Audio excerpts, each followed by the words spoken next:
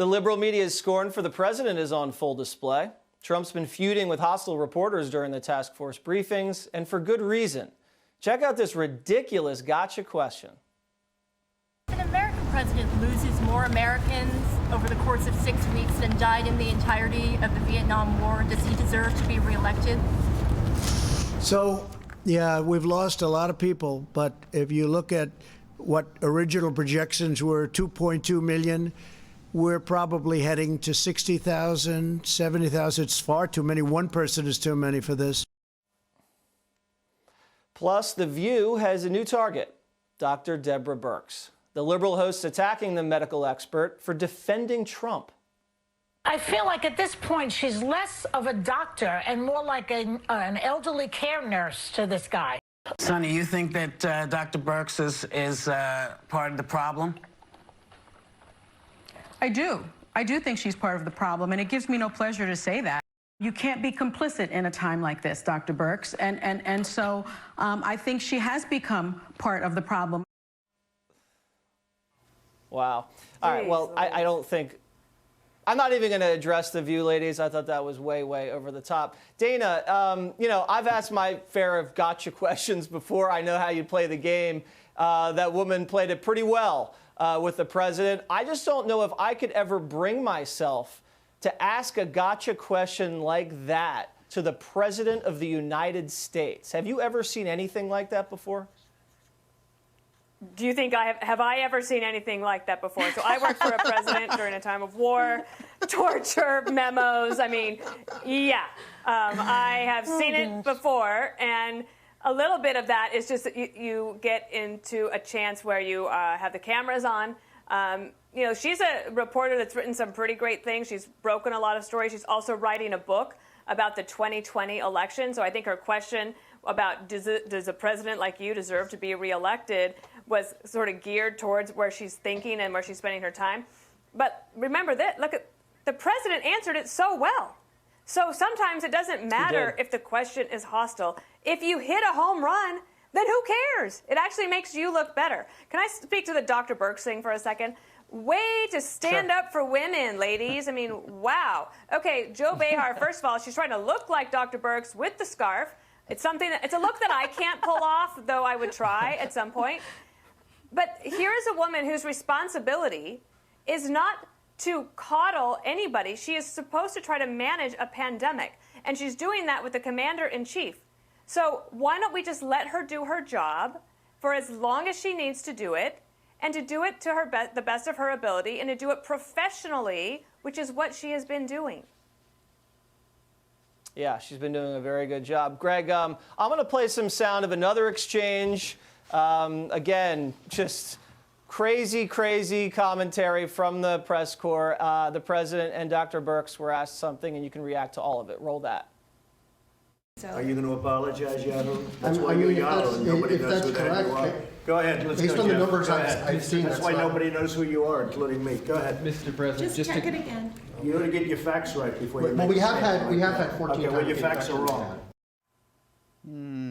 Yeah, Greg, he asked a question and said, you know, we're behind South Korea.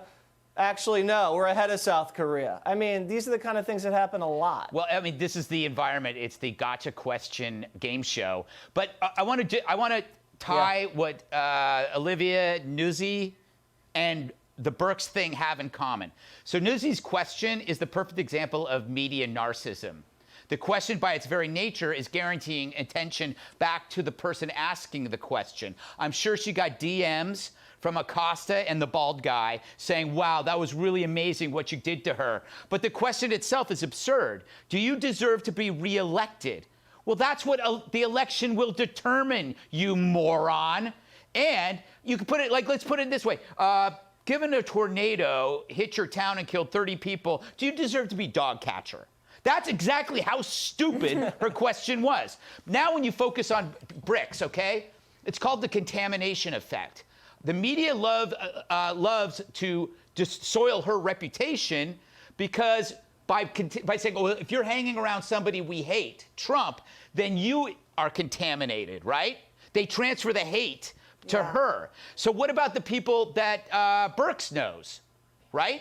Are they contaminated by now knowing her? Do you see how this thing works? They should do whatever they call contact tracing on everybody's friendships. So lastly, why do these things have something in common? The media is hypocritically evil. They think that when they interview unsavory people, they are imparting their good moral fiber on them. So when they question Trump, they're actually the moral high ground, which is why Nuzzy had her absurd question. But when you, like Birx is among Trump, then you are the recipient of the unsavoriness of Trump, right?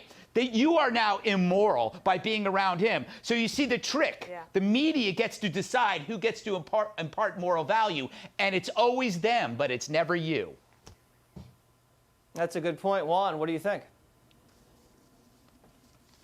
I think the press is supposed to hold powerful people accountable and ask questions. Now, I think President Trump is never shy about saying, hey, that's a crazy question, or that's an unfair question, or that's a fake news question.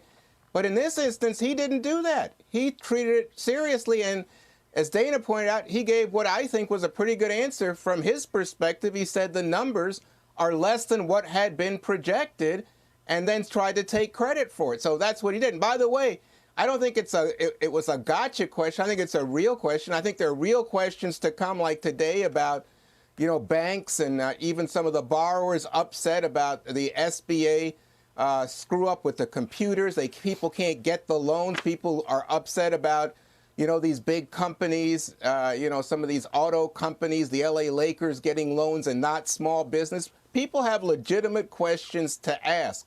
And I don't think it's illegitimate for the president to answer them. When there's gotcha questions like, who's the leader of Uzbekistan or something? Dana would know about that kind of silly question. Okay, that's a gotcha question. But Dana these are, to me, legitimate questions. No, it was for President Bush, not Dana. Gotcha. All right, Emily. Well, I think this sort of, it underscores the hypocrisy because, respectfully, Juan, if her question was truly designed to provoke conversation, then why, when she was called out that her question was just designed to provoke, she responded, quote, "shut the F up." And I think for Joy Behar, that's just another example of someone who uses, the media platform to attack those who attack women. And she's a Hillary champion, and she calls herself a feminist. And yet, this opportunity, she calls Dr. Birx, who is a U.S. Army colonel and literally led the HIV vaccine global movement. She's received tons of commendation awards under Democratic administrations. She managed $1.5 billion worth of budget. She literally led PEPFAR, and Joy Behar reduces her to an elderly care nurse. Now, I could compare and contrast Joy Behar's resume to hers, but I will not. I don't think I need to. All right.